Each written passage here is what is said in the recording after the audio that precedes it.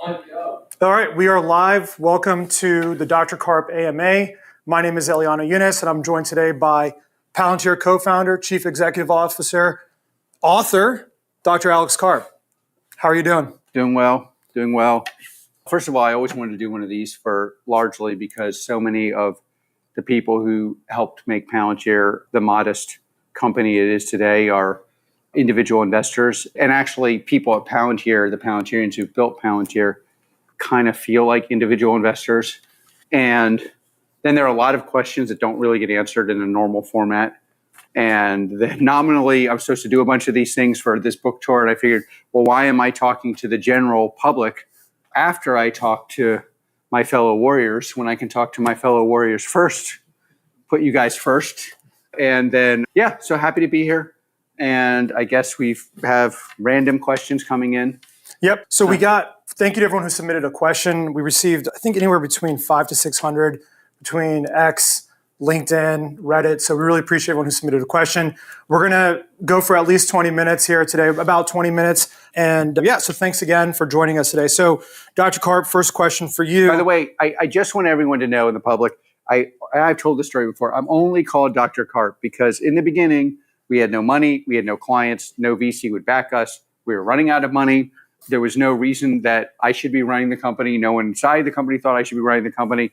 And every smart person, every expert thought we were either crazy or stupid or clowns. And the only thing anyone could believe in was I had a PhD. And so then, and it just stuck. But so any case, thanks for that. But it's not a requirement to call me Dr. Karp. I kind of always look behind my back and wonder if they're talking to me even now. I feel like if I called you Alex, I'd start melting. I always wonder if it's like when people call me, it's really funny because I often think, oh, okay, well, maybe I would have made my parents even happier and become an actual doctor. Or I feel like it's a slightly risque film. So I'm not sure which one it is, but I guess it's neither now that Palantir is so real. Yeah, well, it's definitely real, and we're going to talk about why it's real in a second. So first question I want to dive into. By the way, you haven't even told the story of how we met now that you're so famous. Well, I appreciate that. Well, we've actually met 3 years and some change ago at the Reagan National Defense Forum. I was actually supporting the Palantir team because Roger Zackheim. Yeah, we were so unimportant at the time. We were partnered with each other, basically, and no one thought defense tech was a real thing. Yeah, you were super impressed. You were super impressed when Dan was like, "Oh, he's a big Palantir fan." It was almost like at the time, 3.5 years ago, there were fans of the company, but it was the fans of the company were at the company. Yeah.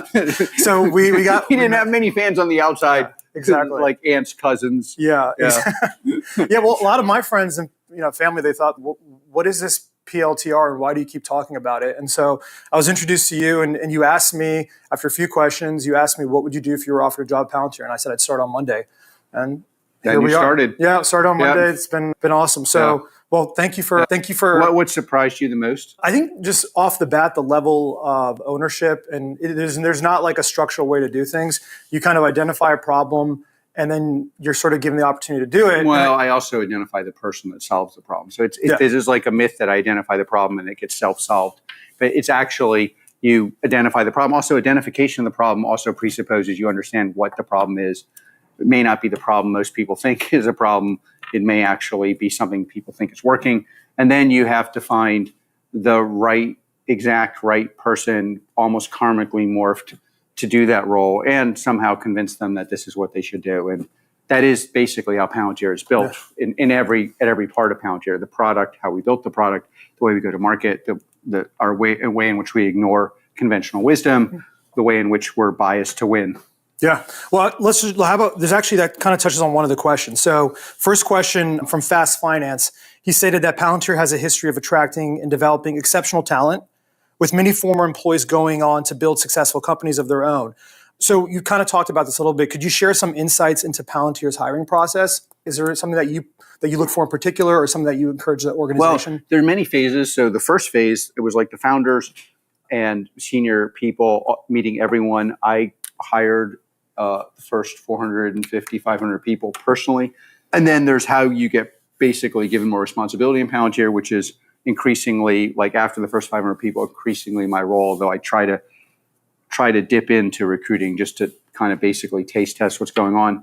And still, it's very hard at Palantir to get a job if you're not quantitative without me interviewing you.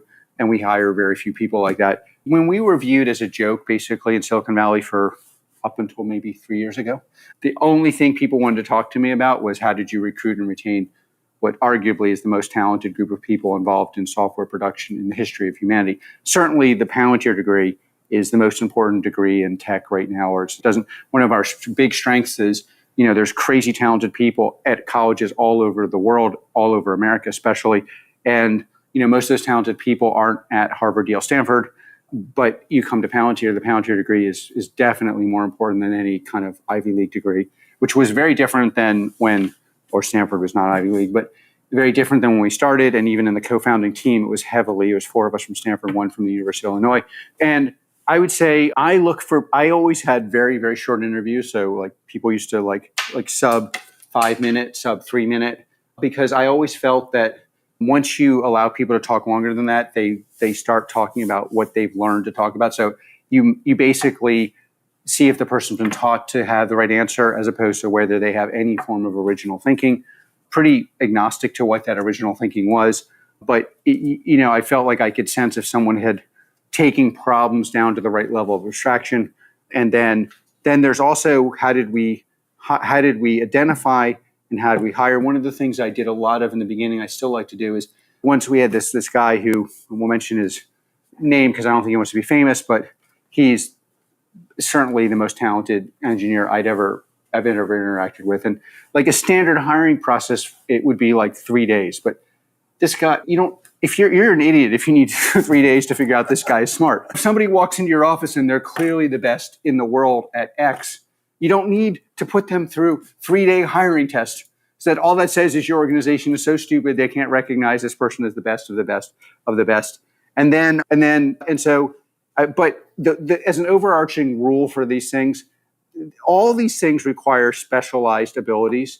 And it's interesting, the ability to hire correctly and the ability to produce good software, as an example, are not as correlated as people would think. Mm-hmm. They are somewhat correlated, but like my track record of hiring talent. I mean, actually, one of the funny stories was because at Palantir, everyone has a high discount rate on everything. In the beginning, they were like, well, why should Karp be doing the hiring? And so they would purposely send in people who were kind of decidedly bad. And then I would come out like, why are you guys sending me this person? And so, I have a longer riff here, which is that, the linked to AI where dyslexia was an enormous disadvantage, even in building Palantir, because in fact, even though I did some coding, you're imposing a taxonomy onto the world, and that taxonomy allows you to control things, which is basically language and software, and different forms of software work better for different things because they have a different taxonomy. But if you're dyslexic, you have a attenuated relationship to taxonomies of all kinds. And so where does that play into all these decisions that I'm pretty proud of having made, including a lot of the hiring and promotion, is somebody who's got outlier talent is, whether they realize it or not, has an attenuated relationship to the subject matter they've been taught. That's the nature of outlier talent. So it's easier if you, as a dyslexic, have an attenuated, meaning a not one-to-one relationship with formal language, to recognize somebody who's going into that zone where you're above while mastering it. And then I think that's a lot of the reason now with large language models, where they're essentially commoditize everything that every normal person can do. The only valuable thing, which is what you're seeing across businesses, is tribal knowledge, individual knowledge, specialized understanding, artistic ability as captured in a business or in the battlefield. And obviously, there being like dyslexic is a superpower. But yeah. I think that's really how that played through. Yeah, and kind of feeding off of that. So I think it's pretty been well documented about our culture here. Got a number of, I think the experience here, just speaking anecdotally, has been the experience of a lifetime. Garcia, one of our friends on X, Garcia. Mad respect. Mad respect. The man is an artist. Mad respect. Mad respect. I see your stuff. Yeah. Hugely funny. I send it also. Yeah, it's a mad respect. Yeah. So Garcia actually visited the office. The Titans here. Garcia visited the office and he was impressed. He met a lot of people. He talked to them. He could really feel the passion. So how have you been able to maintain the culture for 20 plus years? I would say, when you're doing great art, it's very hard to explain why the art works. And so the real answer is no one really knows. But I can tell you there's still magic in this building. And it's not actually less. Now, you could say, if you said, well, where was the magic the most? There was this very, very, very special moment in the first couple of years. But of course, that was also solidified by the fact we were almost dying every day. No one knew how we were going to pay the bills. And I would say that is a special, but with the exception of that moment, which honestly I'm not that interested in going back to, it's probably most pronounced now. Look, they're just obvious things that, for example, if you come here and ask me a question, you're going to get pretty much the same answer that you see me on TV. Yeah. That maybe a little more vulgarity here, a little bit, maybe one or two jokes I wouldn't tell publicly, but really it's like we are inside and outside coherent. I like a lot of times I'll talk to people about thinking about joining a company, and like I met senior leadership and everything they're saying internally is different than what they're saying externally. For 20 years, we valued meritocracy, fairness, purpose. The way we manage talent gives people a lot of responsibility. So it's really an Auftrag, which is the German term for mandate. So you get pushed to the edge. That creates a lot of pain. I would say, we have 4,000 current Palantirians and roughly 4,000 ex-Palantirians. It is a pain. It can be very, very, and also because you have to negotiate with other smart people, you have responsibility. But there's like in normal companies, you're like chief executive for BS problem 2524. And as long as you deliver on that, but at Palantir, no matter who you are, you're going to have to at some point explain what you're doing. Now, the converse thing of that is like when you join here and you're like 24, like you could be sitting on one of the most important projects in the world. And so but I think it's been the convergence. And I would, in all slight modesty, we've just been right. I mean, I'm supposed to show people the book you're supposed to buy. But in any case, the version of that is, for intellectuals, it's like the intellectual treatise of what the reason why we think some of the things we do. But, I also did this thing for somewhat, individualistic reasons. We were fucking right. Yeah. So, and if you're right about, not about everything, but about a lot of things, what happens, especially with very technical people, they have a huge discount rate, which is a fancy way of saying they don't believe anything you're saying until you're right. Yeah. I think we can all agree Palantir has a world-class mission. You're providing the West with the best software capabilities. I think my observation is what you've done masterfully, and what I think is just unbelievable is how you make every single person in the building feel like they're contributing to that. And I think that's kind of how I would sum it up.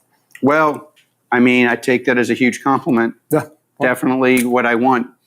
And you don't always succeed, but I hope that's true. The next question is coming from a guy named Amit. I don't know if you've ever heard of Amit. We have the master. It's like it's every OG. Well, they're asking good questions. We shouldn't call this the AMA. We should call it the OGA. We could do a close. Yeah, maybe that's a good idea. I'll write that one down. So Amit, of course, he's always been really fond of your philosophical background. He says, quote, "You have a background in philosophy with a focus on neoclassical social theory." I don't know what that is, but I always wondered if that philosophy influenced how you ran Palantir during the early years. Do you think your background in philosophy influenced the direction of the company to have a singular focus on providing value over just selling for the sake of selling? By the way, thank you, Amit. And I would say you could conversely ask, was your interest in philosophy the reason why you were able to kind of weather the storm and stick with us?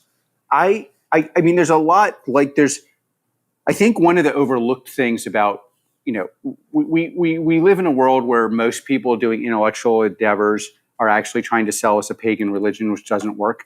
So then we assume that the intellectual endeavor is not valuable, but it's not true. So there are many aspects that have really, first of all, serious intellectuals are not as into fads as people think. So being able to reject just the intellectual and emotional ability to not be mimetic, meaning not just copy and compete, which is really how almost every software company that, Wall Street, Palantir doesn't, we focus on our own business. But obviously, it's kind of obvious Wall Street was very much in love with a series of companies that essentially were mimetic, which is we're going to do what's already been done, but slightly different. And our CEO is slightly better or much better at selling it. And we're going to go long on them and short on Palantir. And so I think, so then for me, but one of the reasons that our company was and is and still very much underappreciated is we are building for, we are reducing, first of all, philosophically, things to the ought state. So what ought a company do is actually crazy powerful, because that's very different than what does a company do, which is largely mimetic. And then meaning it's just a commodity. It's like a slightly better commodity sold at a probably inflated price because it's underwritten by bankers and everyone kind of makes money. So that's kind of point one. Point two, I would say, it's like my somewhat odd sounding dissertation is odd sounding because it doesn't really translate into English, but in German, it's kind of not that unstandard thing to study, but the Germanic element of this rigor and asking, at what level of abstraction is an answer true? Is it true at this level or is it true at that level? And how does it reverberate? And if you look at our products, especially where it's obvious would be like, but really all of them, but PG, it's like we didn't solve the problem of stopping terrorism. We solved the problem of augmenting civil liberties while stopping terrorism, which is already, if you go down 5-6 layers and you say, well, you not only have to build a product that the country would adopt, you have to build a product the country ought to adopt. And that required 3 years of me getting yelled at by investors like, where's my fucking revenue, right? And I was like, no, we're going to go very, very deep on this. And actually then we made addendums that, if you look back at what we're now doing with LLMs, we were trying to accomplish a lot of what is done with LLMs with our ontology, if it's going to be not fake, with integrating NLP into the product because Intel services need that. And then the whole idea of forward deployed engineers was to actually increase the aperture of the product offering beyond what the product itself could do. So both specialization, then you have, contradiction between the specialization. People, even today, and this is partly because people doing finance and establishment things have been trained as in a positivist tradition. So they want complete non-contradictory statements. So they want product or services. So the fact that we were like, we're going to expand the aperture of the product by providing services and productize those services at the highest level of abstraction, making dominant products in the world. It seems like an obvious thing that you ought to do. They still don't believe it or understand it at all. Yeah. Last, I know you want to push me on it or just extend, but like on the positivist versus ontological, I do think one of the reasons why it's very hard for kind of classically trained, why have non-classically trained, exceedingly smart, intellectually aggressive and high integrity, non-trained, often non-elite trained individuals have such a high hit rate in understanding Palantir, whether you invested or not, but understanding and then putting their money into Palantir? And why have conversely, the classically trained, elite, often elite educated experts, not only are they wrong, but they're still committed to being wrong. I mean, you can go online now and see people who've been wrong for 3 years, wrong for 5 years. They're just like you. They're just committed to being stupid. But they're actually not committed to being stupid, even though it really does feel that way. They're committed to a world where they are everything they think cannot be wrong. And part of the reason they are so committed to it is they don't have the right philosophical proclivity, and or they're not viewing it tabula rasa. The people who pose the questions are just like, well, does the product work? What does the product do? Does it create value?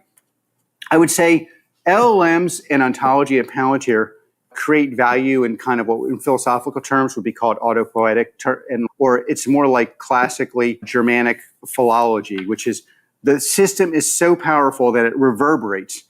You can't look at the reverberations, which would be the discounted free cash flow, if you don't understand the motor that's creating them. They want to approximate the motor by looking at a DCF model by the way, with enormous bigotry. Because if they didn't, I mean, honestly, you see these people, I don't like Karp, therefore my DCF model sucks. But the core problem is not their hatred for me or Palantir and their inability to see the world as it is, which is a problem probably all throughout their life. I mean, God knows who these people are married to. But it's actually a philosophical problem, because if LLMs powered by Palantir are anything even remotely like what the clients are saying they are, if they produce numbers anything like what we're producing when we're going to market in still a very, very non-standard, arguably non-optimal way all across the world, where 13% of our business is growing 4%, and it's not going to change, even though I would really like Europe to wake up. And they can't perceive it, because you have to look at how valuable is the product? What does the product do? What value does it create? Can you assign quantitative value to that value? And if you do that, you can have a much more, not just looking at Palantir, looking at every aspect of your life. Is there a concept of beauty? Does the product work? How well does it work? Is it disruptive? Does it create a situation for disruption in the world as it is now, not as it was in the past? And that's why philosophically, and I think the temperamental bigotry that you see among many of these experts, which at this point really has to be called like entrenched forms of ignorance, because they still say stupid things. Like these are people, but it's really downstream from a philosophical training that is positive from a positivistic and no longer completely relevant set of assumptions. And you are much, much better and much more accurate starting from the beginning and working up. And then, if you want to see the rest of assumptions, buy the book. Yeah. So that actually kind of feeds into another good question that Luke Kabosh asks. So, Palantir now, safe to say, established software company, but we're at the beginning. Yeah, I don't like that establishment thing. Exactly. But in the context of 20 years ago, in its infancy, you talked about you had these investors complaining about where's my money. You had VCs rejecting you left and right. You probably had family and other folks saying this or that, friends being like, what is he doing? How were you able to stay true to, in the face of such adversity for so many years? The company's vision and rhetoric has been remarkably consistent. How do you stay so sure of yourself? There are a lot of questions in that. So these are very strong questions. It's one of the most remarkable things about Palantir, honestly, is if you go back to any part of Palantir in the last, since inception, and you read what we're saying the same thing. Now, compare that to many others. It's every day is a new story. But the old story, they didn't mean it. But the new story, they do. So it's very hard. I think at the end of the day, it's just, I was born so far outside the norm biographically. I tend to over-index on the dyslexia. I'm almost uncomfortable now when I go in rooms and people are like, hey, I'd like to hear your thoughts. I'm like, my thoughts? I mean, in the past, people would be like, it was, but they really want to hear them. In the past, it was like, could you talk quickly? Because this is kind of pretty scary. And I'm getting away from you quickly. But I think, I don't know, there was a famous financer that said, you don't ask a bee why it pollinates. I think I've come to view myself, it's like a form of artistry. I'm like a bee pollinating my thing. I don't know if a bee feels like they're an outsider when they're picking a different flower that they like more. I'm pretty happy doing my pollination dance. I find it weird when people think I'm part of the establishment till I open my mouth. And then it's so funny. I'll go to these fancy meetings and I'll start talking. Wait a minute. You're as freaky in private. Basically, they don't put it that way. They're like, wait a minute. I thought that was some kind of act. Well, I don't know, because you wouldn't have picked the seat next to me. But but the one thing I would say that I think is slightly misunderstood often is I do listen very, very carefully, exceedingly carefully to what people say. And again, to this philosophical thing, it's not what they say. I try to get everyone at Palantir to do the same thing. I steel man it times 50. So it's like, what did they say? What is true? What could be true about what they're saying if they were actually saying what they mean? What if you took away the things that I think are stupid and then made those things that are not stupid into a real argument? Mm-hmm. is this argument that they're making related to past or present experience? Are they making the argument because, I'm now important, or are they making the argument because they want to show that they're intelligent? What is the basis for the reason they're making the argument? Do they have actual experience in what they're saying? Not taught experience, but real experience.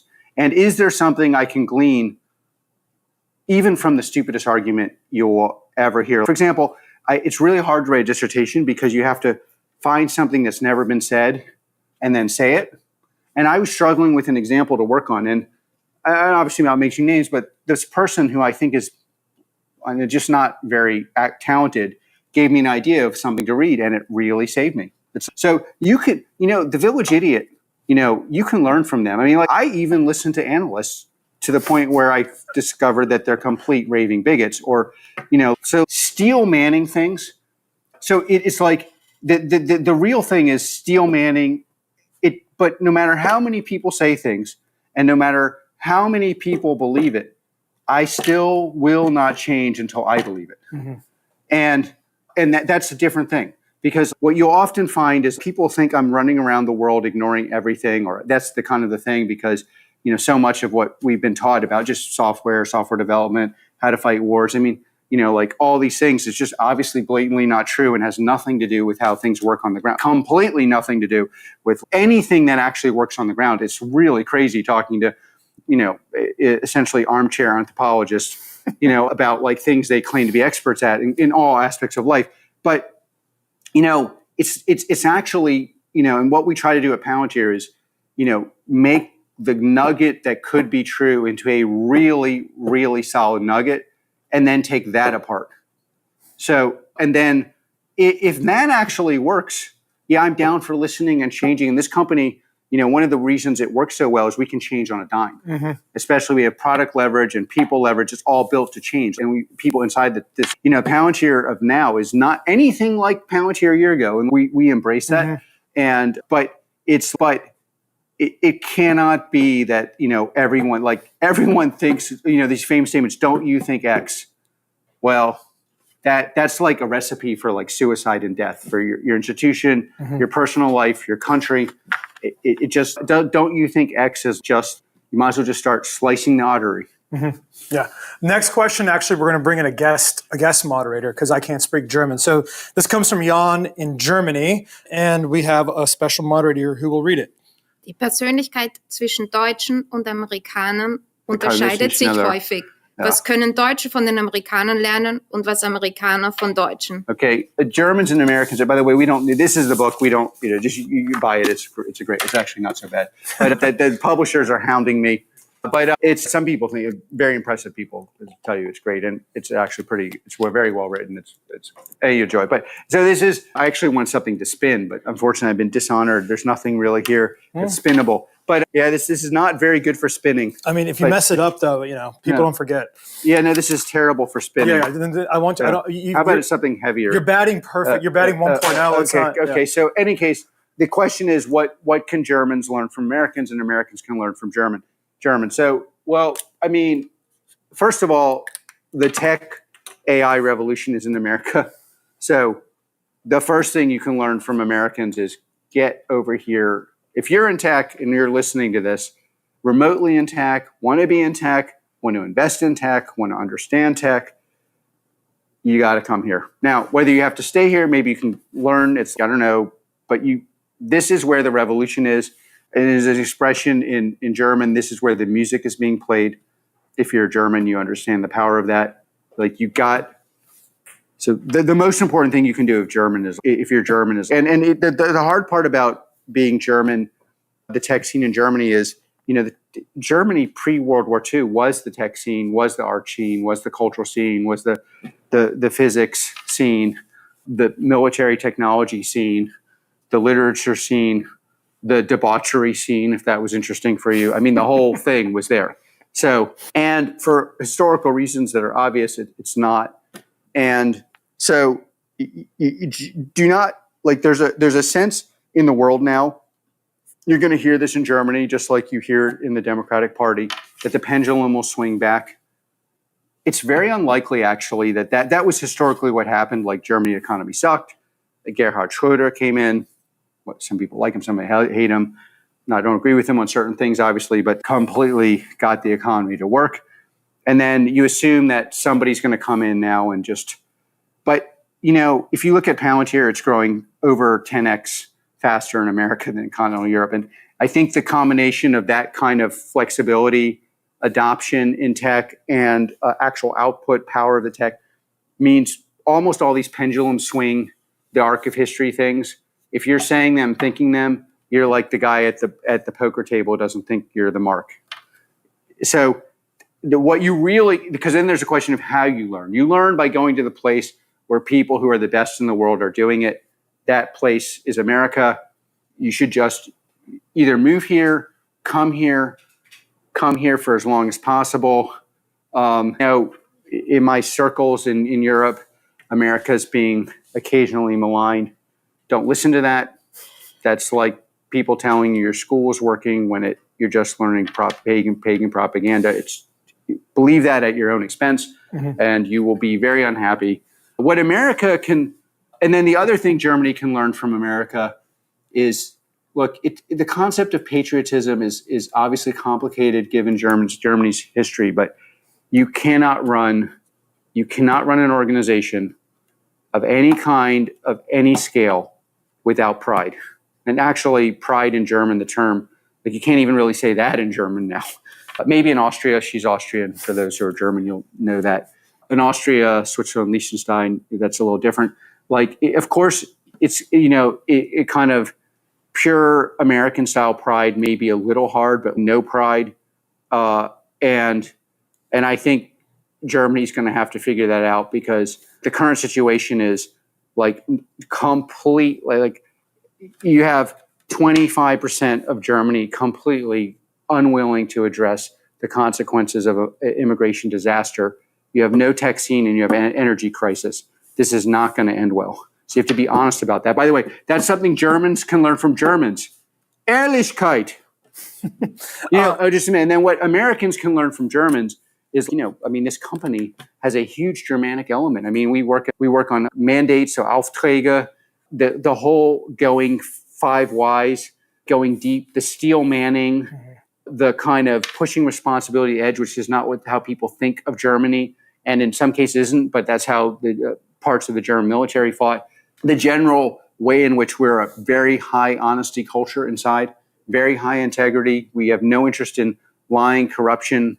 We're not even good at that stuff, which is very, very Germanic. We're actually, we're not like, we're not actually that great at like the marketing sales thing, despite what, people who've never looked at our product think. They're like, and that's crazy Germanic. We're not super good at the politics. People who come here who are primarily political and low substance don't do well. We don't hire those people. Yeah. We're an engineering org. So that when you're learning from Palantir, you are learning from parts of it are Germanic, industrial, and intellectual culture as it existed when Germany was dominant, not as it exists now. And now one of the things I find quite painful actually about Germany, which is, I lived a lot of my life there, lots of friends care about it, I view myself as Germanic, is,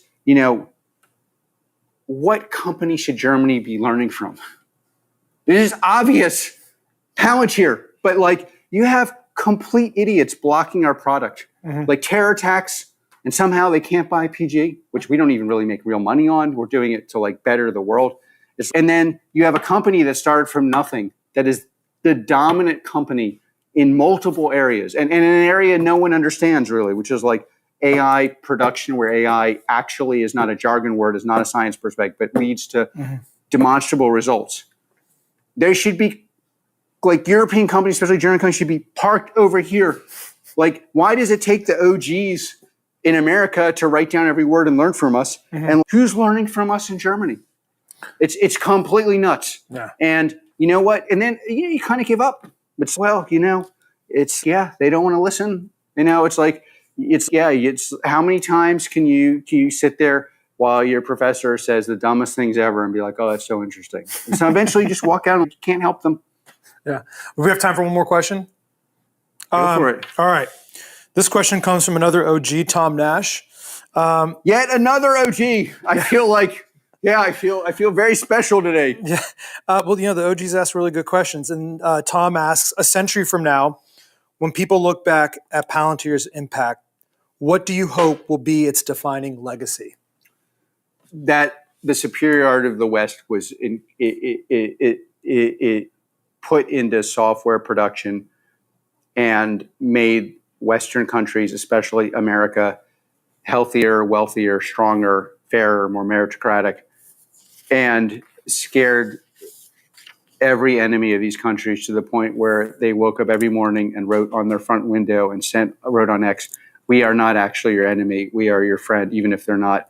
And please do not randomly take out our leaders just because we thought that we might be plotting things against you.